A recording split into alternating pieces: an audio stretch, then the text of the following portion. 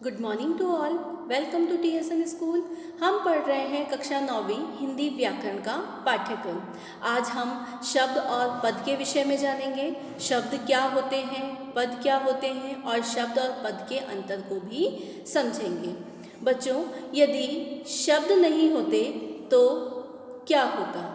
क्योंकि शब्द हमारे जीवन में महत्वपूर्ण भूमिका निभाते हैं। ज़रा सोचो, अगर शब्द नहीं होते तो हम हमारे दुख दर्द, हमारे विचार, हमारी भावनाओं को एक दूसरे से कैसे समझा पाते, उन्हें कैसे बता पाते। इसी कारण हमारे जीवन में शब्द की महत्वपूर्ण भूमिका है। और शब्द किससे बनते हैं?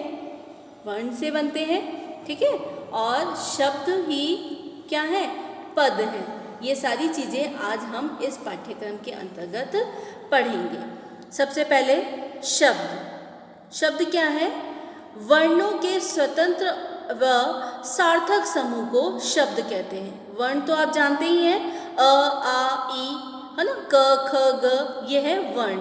इन्हीं वर्णों को मिलाकर स्वतंत्र और सार्थक समूह जो होता है वह शब्द कहलाता है। समूह किसका? वर्णों का समूह, ठीक है ना। जैसे क, म, ल, तो क व्यंजन है, ठीक है। क के साथ अ का साउंड आ रहा है, यानी अ की ध्वनि आ रही है। म, ल, ठीक है ना। आपने 8th क्लास में पढ़े होंगे वर्ण विच्छेद। उसमें जैसे इसका एक शब्द बन गया कमल। ये क्या हुआ? शब्द है। क्लियर हुआ? शब्द किसे कहते हैं? वर्णों का सार्थक और स्वतंत्र समूह। स्वतंत्र कैसे? अपने आप में स्वतंत्र है, ये सिर्फ वर्ण का समूह बन गया और ये किसी भी व्याकरणिक नियमों में बंधा हुआ नहीं है। और सार्थक यानी इसका कोई अर्थ निकल रहा हो। कौन सा? कमल। कमल हमने लिया तो कमल क्या है? शब्द स्वतंत्र और सार्थक है, इसीलिए ये शब्द है, ठीक है। इसी प्रकार इन्हीं वर्णों को अगर उलट पुलट करके लिख दिया जाए, जैसे मकल, है ना, लेकिन ये भी 3 वर्णों से ही बना है।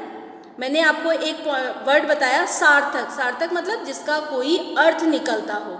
अब मकल, मकल एक वर्णों का समूह तो है, लेकिन क्या है? सार्थक नहीं है, इसका कोई अर्थ नहीं निकल रहा है। ये स्वतंत्र भी है लेकिन ये सार्थक नहीं है, इसीलिए यह शब्द नहीं है, ठीक है ना। क्योंकि शब्दों को हम हमारे विचार ही तो प्रकट करेंगे, और ऐसे विचार जो सामने वाला समझ पाए। तो इसीलिए अगर सार्थक शब्द होगा, वर्णों का सार्थक समूह, वही शब्द कहलाएगा। जिसका अर्थ नहीं निकलता हो वह शब्द नहीं कहलाएगा। इसके बाद है पद। पद क्या होते हैं? यही शब्द जब व्याकरणिक नियमों में बंधकर वाक्य में प्रयुक्त हो तब पद बन जाता है। मतलब शब्द जैसे कमल, ठीक है ना, ये अभी क्या है? एक शब्द है। लेकिन व्याकरणिक नियम कौन से होते हैं? जिसमें लिंग, वचन, कारक, ये सारे जो व्याकरण के पार्ट हैं, ठीक है ना, इन सब को बांध कर अगर हम शब्द को वाक्य में प्रयुक्त करते हैं तो वही वाक्य क्या बन जाते हैं? पद बन जाते हैं। उदाहरण के लिए देखिए, कमल का फूल बहुत सुंदर है। जैसे कमल का फूल बहुत सुंदर है। कमल यहाँ पर एक शब्द था, फूल भी यहाँ पर एक शब्द है, बहुत सुंदर।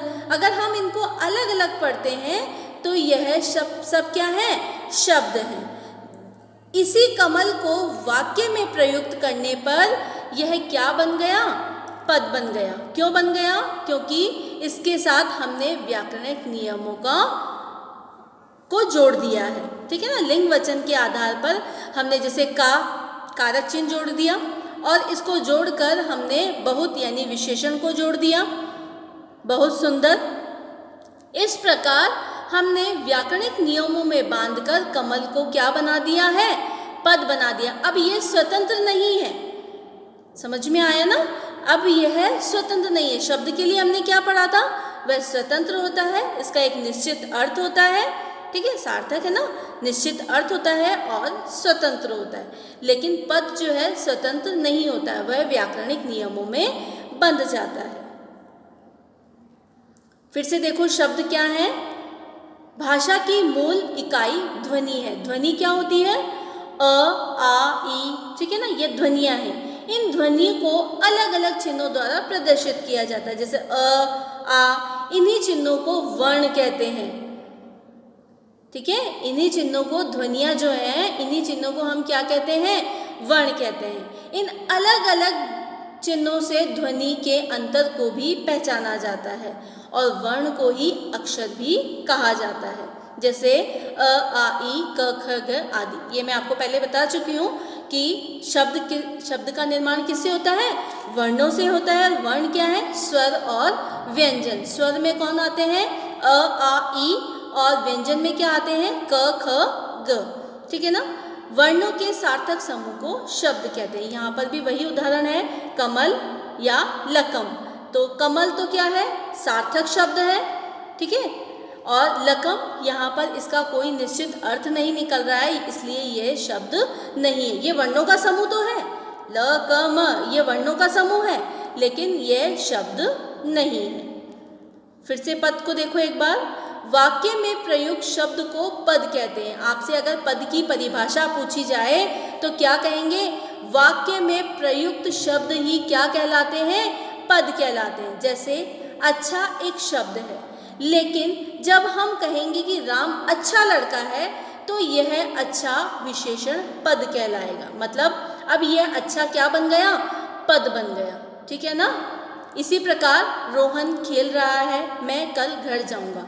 रोहन यहाँ पर कर्ता भी है, ठीक है, रोहन यहाँ पर पद भी बन गया। अगर रोहन को अकेला रोहन नाम लेके बोला जाए तो वह एक शब्द बनेगा, लेकिन रोहन को जब हम वाक्य में प्रयुक्त कर रहे हैं तो यही शब्द क्या बन गया, पद बन गया। क्लियर हुआ आपको शब्द और पद। अब हम पढ़ेंगे शब्द और पद में अंतर। इससे पहले शब्द और पद अंतर को पढ़ने से पहले हम शब्द की विशेषताएं, फिर शब्द की परिभाषाएं और शब्द के कुछ प्रकार हैं, कुछ भेद हैं कि शब्द की उत्पत्ति जो हुई है, शब्द की जो बनावट है, शब्द कहाँ से प्रयोग में लाए जाते हैं, इन सभी बातों का भी हम अध्ययन करेंगे। देखो सबसे पहले शब्द की क्या क्या विशेषताएं होती है। क्या विशेषताएं होती है शब्द की? शब्द की शब्द में मुख्य रूप से तीन बातें पाई जाती है। शब्द वर्णों से मिलकर बनता है, उसका एक निश्चित अर्थ होता है और अपना स्वतंत्र अस्तित्व रखता है, मतलब स्वतंत्र रूप से होता है वो। ठीक है ना, मैंने बताया ना शब्द क्या है, स्वतंत्र है, निश्चित अर्थ है और ये वर्णों का सार्थक समूह है। क्लियर हुआ? शब्द की देखो व्याकरणिक जो परिभाषा है, सार्थक जो परिभाषा है वह देखिए, एकाधिक वर्णों के मेल से बनी ऐसी सार्थक ध्वनि जो एक या अनेक वर्णों के समूह के माध्यम से प्रकट होकर किसी भाव या अर्थ का संकेत करे, शब्द कहलाती है। जैसे हम, सब, गगन, कमल, खरगोश आदि।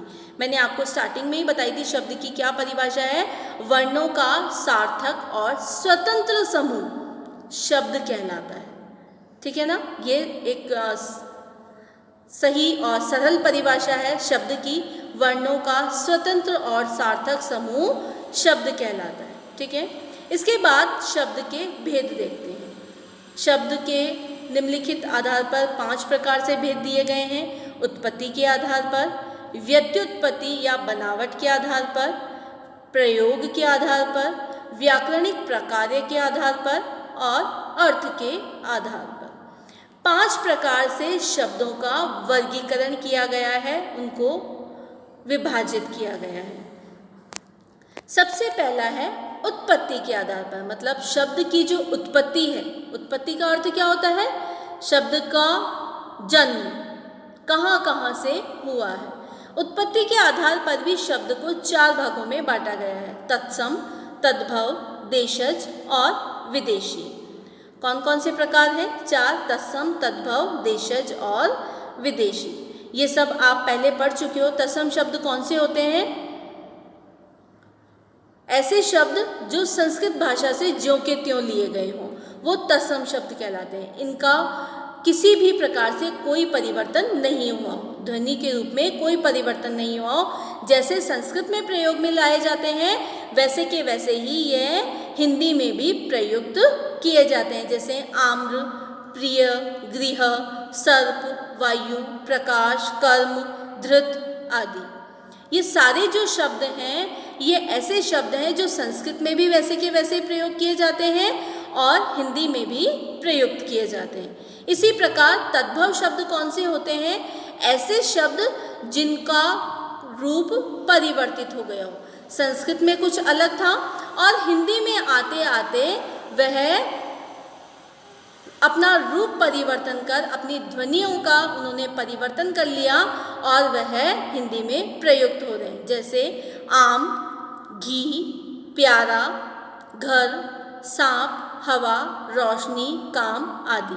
मतलब ऊपर जो संस्कृत के जो तत्सम शब्द दिए गए थे उन्हीं के वह तद्भव रूप हैं। जैसे आम्र का आम, धृत का घी, प्रिय का प्यारा, सर्प का सांप, गृह का घर, इसी प्रकार से। क्लियर हुआ? यह है तत्सम और तद्भव। इसके बाद है देशज। देशज शब्द कौन से होते हैं? जो शब्द परंपरा से जनजीवन की साधारण मतलब अपने देश विदेश से क्षेत्रीय प्रभाव के कारण प्रयुक्त में लिए जाते हैं। आपने देखा होगा अलग अलग क्षेत्र में जाने पर हमारी जो बोलियां हैं, हमारी जो भाषा है वो परिवर्तित हो जाती है। ठीक है ना? तो ये जो देशज शब्द हैं ये क्षेत्र विशेष के प्रभाव के कारण अलग अलग क्षेत्र में अलग अलग शब्द बोले जाते हैं। जैसे डिबिया, झाड़ू, ये कैसे शब्द हैं? देशज शब्द हैं। इसी प्रकार विदेशी शब्द, कुछ शब्द ऐसे हैं जो हिंदी भाषा में अंग्रेजी से भी आए हैं, पुर्तगाली से भी आए हैं, अरबी से, फारसी से, तुर्की, जर्मनी, रूसी, जापानी आदि अनेक भाषाओं से यहाँ पर हिंदी भाषा में सम्मिलित किए गए हैं और इनका मूल रूप है वो हिंदी भाषा में प्रयुक्त किए, ज्यों का त्यों प्रयुक्त किया गया है वे विदेशी शब्द। जैसे इंस्पेक्टर है, डॉक्टर है, इंजीनियर, इस प्रकार के कई ऐसे शब्द हैं जो यहाँ पर प्रयुक्त किए गए हैं। अब दूसरा देखिए, व्यत्युत्पत्ति या बनावट के आधार पर शब्दों का वर्गीकरण। इन्हें 3 भागों में बांटा गया है: रूढ़ शब्द, यौगिक शब्द और योग रूढ़ शब्द। ये सब भी आप पिछले क्लासेस में पढ़ चुके हो। रूढ़ शब्द कौन से होते हैं? जो शब्द लंबे समय से किसी विशेष अर्थ के लिए प्रयोग होते आ रहे हैं तथा जिसका निर्माण किसी अन्य शब्द से नहीं हुआ हो वह रूढ़ शब्द कहलाता है। मतलब 2 वर्णों का ही मेल है यहाँ पर। ठीक है? इन रूढ़ शब्द के सार्थक शब्द नहीं, मतलब सार्थक टुकड़े नहीं हो सकते। इन रूढ़ शब्दों को हम और टुकड़े करके नहीं लिख सकते। मतलब ये सिर्फ वर्णों का ही रूप है, हम वर्ण के और टुकड़े नहीं कर सकते। इसी प्रकार रूढ़ शब्द के भी हम और टुकड़े नहीं कर सकते। जैसे घर, घ, र, ब, स, दे, श, व, न, ब, ह, न। मतलब ये सब क्या है? रूढ़ शब्द हैं। इनके हम और सार्थक टुकड़े नहीं कर सकते। ये जैसे हैं वैसे ही रहेंगे। यौगिक शब्द कौन से होते हैं? यौगिक का मतलब, योग का मतलब क्या होता है? जोड़ना, मेल करना, है ना? यौगिक शब्द का शाब्दिक अर्थ क्या है? मेल से बना हुआ, 2 शब्दों के मेल से बना, 2 या 2 से अधिक सार्थक शब्दों के मेल से बने हुए शब्द यौगिक शब्द कहलाते हैं। जैसे अनु प्लस शासन, अनुशासन, पाठ प्लस शाला, पाठशाला, धर्म प्लस शाला, धर्मशाला। ठीक है? इसी प्रकार योग रूढ़ शब्द भी हैं। वे शब्द जो 2 सार्थक शब्दों के योग से बने हों तथा किसी विशेष अर्थ को प्रकट करते हों वह कौन से कहलाते हैं? योग रूढ़ शब्द कहलाते हैं। जैसे पंख प्लस जय, पंकज, पंकज क्या होता है? कमल, कीचड़ में उत्पन्न होने वाला। श्वेतांबर, श्वेत प्लस अंबर, सफ़ेद वस्त्रों वाली, पीतांबर। दशानन, दशानन मतलब 10 सर वाला, कौन है? रावण। विशेष अर्थ प्रकट कर रहे हैं वो योग रूढ़ शब्द के अंतर्गत आते हैं। तो इसके बाद जो शब्द के भेद हैं वो हम अगले वीडियो में पढ़ेंगे। धन्यवाद।